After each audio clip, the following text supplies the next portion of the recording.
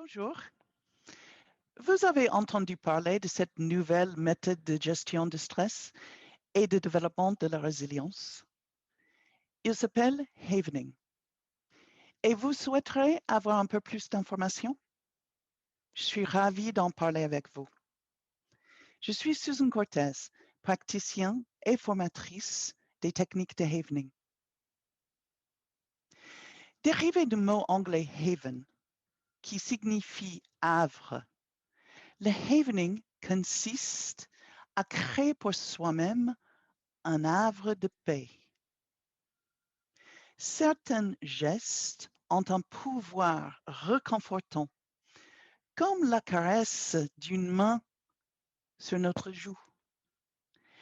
Les techniques de Havening s'appuient sur ce principe et sur nos réactions neurologiques au toucher pour modifier l'encodage de nos déclencheurs de stress. En appliquant ces gestes avec une intention spécifique, nous envoyons un signal de bien-être dans notre cerveau. Alors, c'est quoi le pouvoir de Havening? C'est le processus inné de guérison, ce qui apaise. Testez. Commencez par caresser vos bras en partant de l'épaule vers les coudes. Placez vos mains après l'une contre l'autre et frottez doucement. Puis, massez-vous le visage, un peu comme si vous vous laviez, et vous pouvez vous concentrer sur le front ou les joues. Et ces gestes, dans l'ordre que vous le sentez. Et qu'est-ce qui se passe quand vous faites ça? Peut-être que vous remarquerez ces changements, cet apaisement grâce à ces mouvements. Parce que la neuroscience nous apprend que ça augmente les ondes delta dans le cerveau. Ces mêmes ondes qu'on trouve beaucoup pendant le sommeil, quand le cerveau est en train de un peu apprendre de sa journée ou organiser ses idées, ses pensées. Il y a beaucoup plus d'associations. Et il y a aussi, avec les ondes delta, des changements au niveau neurotransmetteur. Avec les techniques de Havening, on va s'appuyer sur ces process différents au niveau électrochimique dans le cerveau et on peut appliquer les protocoles pour créer les changements qu'on souhaite.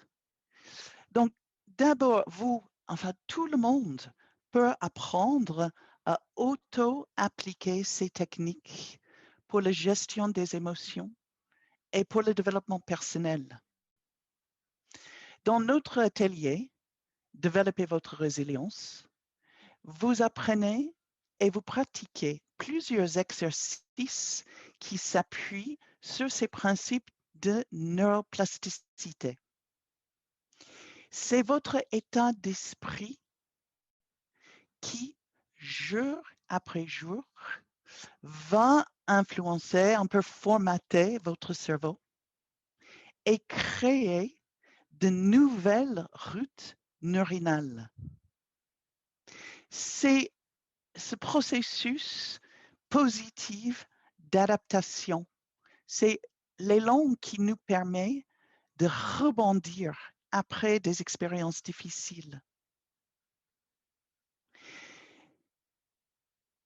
Vous êtes invité dans cet atelier à créer un plan d'action personnel pour développer vos compétences de résilience en appliquant ces exercices différents et de façon hebdomadaire vous pouvez prendre en main votre bien-être, votre résilience. Et si vous êtes professionnel du bien-être, professionnel de la santé, vous pouvez aussi apprendre les techniques de Havening à utiliser dans le cadre de votre métier ou de vos compétences avec vos patients ou vos clients. Ces techniques vont diminuer le stress, atténuer les émotions négatives, traiter les troubles émotionnels, par exemple le stress post-traumatique ou les phobies. Ils vont augmenter la confiance, la résilience, la flexibilité. Et dans ce cas, vous souhaiterez suivre notre formation certifiante pour devenir praticien de Havening. Alors, vous avez peut-être compris que quand on parle Havening, on parle de beaucoup de techniques. Il y a, par exemple, peut-être le plus impressionnant, qui s'appelle Event Havening, Havening de l'événement, qui est utilisé dans les mains de professionnels pour décoder l'amygdale. On se met en stress, on se met dans le souvenir traumatisant et le praticien va vous amener à penser à autre chose et grâce au changement qui vient dans votre amygdale, on va décoder ce traumatisme dans l'amygdale. Dans la formation d'auto-havening, on ne va pas, absolument pas essayer de traiter des traumatismes. Par contre, on peut utiliser ces techniques dans ce qu'on dit sauvetage de l'amygdale.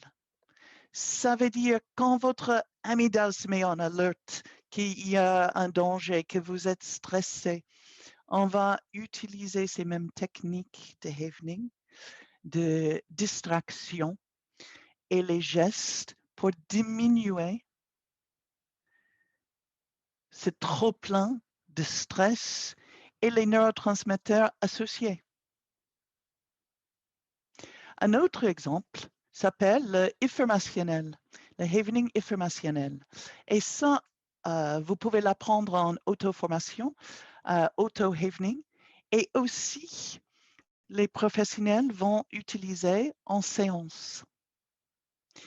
C'est un exercice de commencer par un besoin ou un souhait, ce que je veux devenir, ce que je veux avoir de plus, par exemple, confiance.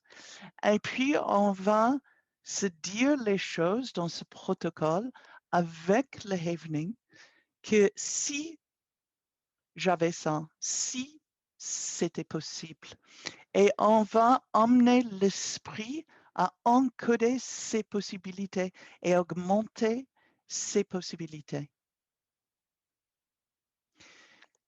Voilà, si vous souhaitez plus d'informations, n'hésitez pas à nous contacter, envoyer un mail ou nous téléphoner.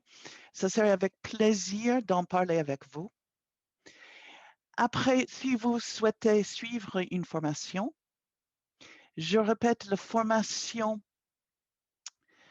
pour le pilotage de la neuroplasticité, comment développer sa résilience, c'est 4 heures pour apprendre les techniques à appliquer sur soi et surmonter des problèmes de stress et développer plus de bien-être. L'autre formation, devenir praticien, c'est une formation de 2 jours où vous allez apprendre les techniques pour appliquer à vos clients et en des séances, très peu de séances, très peu de temps, modifier l'encodage qui retenir le progrès de vos clients, de vos patients, pour tout ce que vous faites déjà, c'est-à-dire psychiatre, hypnothérapeute, etc., tous les professionnels, coach et sophrologue, vous pouvez utiliser ces techniques et augmenter l'efficacité de vos techniques. Je vous dis à bientôt. Merci beaucoup.